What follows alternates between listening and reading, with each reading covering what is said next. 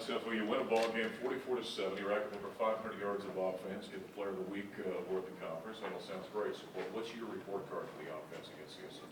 I think for the most part, after watching the film, I actually watched it Friday night after the game. For the most part, we played really well. You know, I think there was a couple of drives though that we stopped ourselves. A couple of mistakes here or there, penalty, some fumbles, and which was pretty frustrating. So we want to improve on that this week. But I think overall, as an offense, we did very well.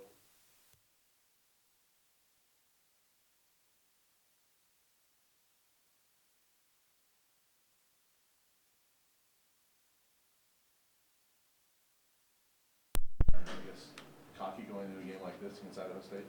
Definitely not cocky. You know, I think that after being in the program for 3 years where you're in a lot of close games or you're not winning games, you get into this, I guess, mindset of not wanting to give any up. And that's definitely the mindset of this team going in this week. You know, we don't want to give any games away. We don't want to have any close games if possible. And so we treat Idaho State with the highest respect. You know, they're a great team. You know, anything can happen in a given week in college football. And so we want to come out strong and put our best foot forward.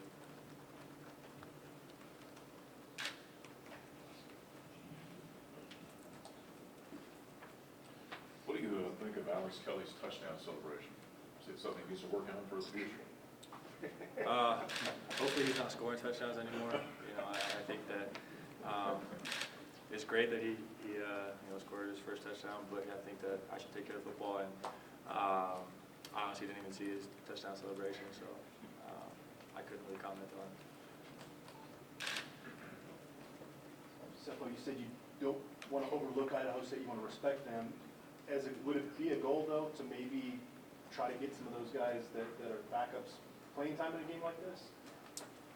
Yeah, I think the goal ultimately is to execute, and then if we execute and build upon what we did last week, I think that'll take care of itself and other guys will come in and play. Because I think that instead of kicking a couple field goals and having a couple turnovers, we'll put up maybe 3 or 4 more touchdowns, and then it makes everything a lot smoother, and we feel a lot better about ourselves. And then obviously the other guys get in and get some more playing time, and not just, you know, kind of running the ball out in the fourth quarter. So I just think if we execute better, that'll kind of take care of itself.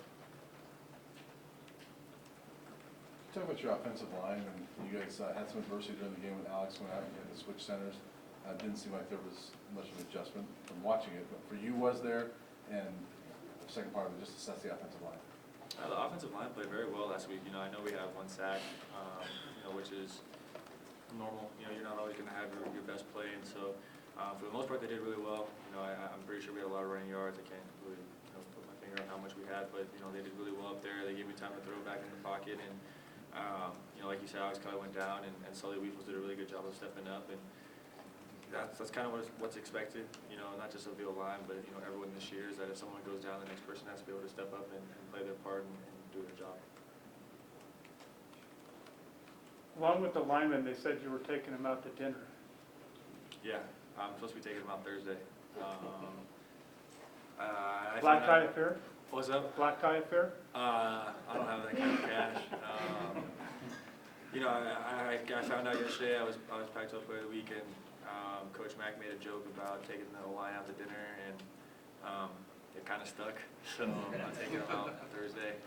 It's kind of what it looks like with classes and everything.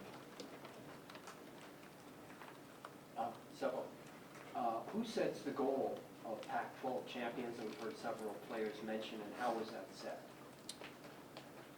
I think Coach Mack said it first a long time ago, but it's just kind of, I don't think the players talk about it as much to each other.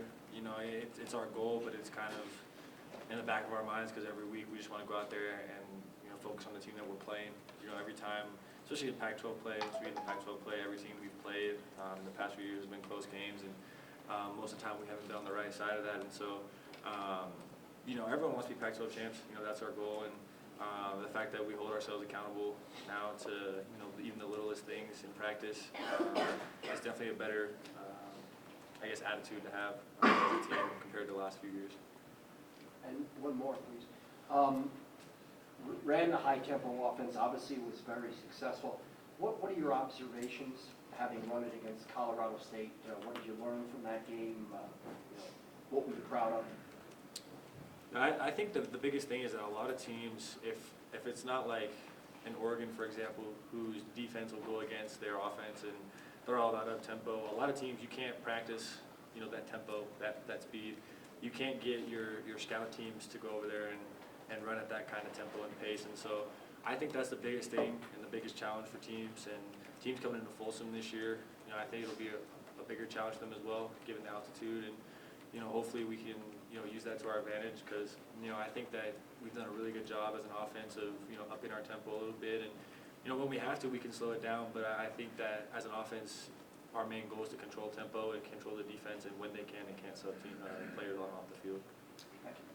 Hey, Sefo, have you had any discussions since the game with either Brian or Coach Mack or Darren, just about a plan in place to get you out of games when the opportunity presents itself? I think everyone watching that game sort of felt what Sefo's still doing in the game, and I know you're a competitor, I know you want to compete and you don't want to go out, but keeping you healthy, getting Steven some reps and experience, seems to be an important thing too. Have you guys had any discussions about that since the game? No, we just talked about, sliding. We had a sliding drill today that we practiced on. I just have to, be more smart on when to run and when to slide. Given my Polynesian heritage, I like to go out there and play one speed, one tempo, and just be smart with the football, basically, and get down when you can. But we haven't talked about, I guess, coming out of games. That hasn't really been a thought. Any final questions?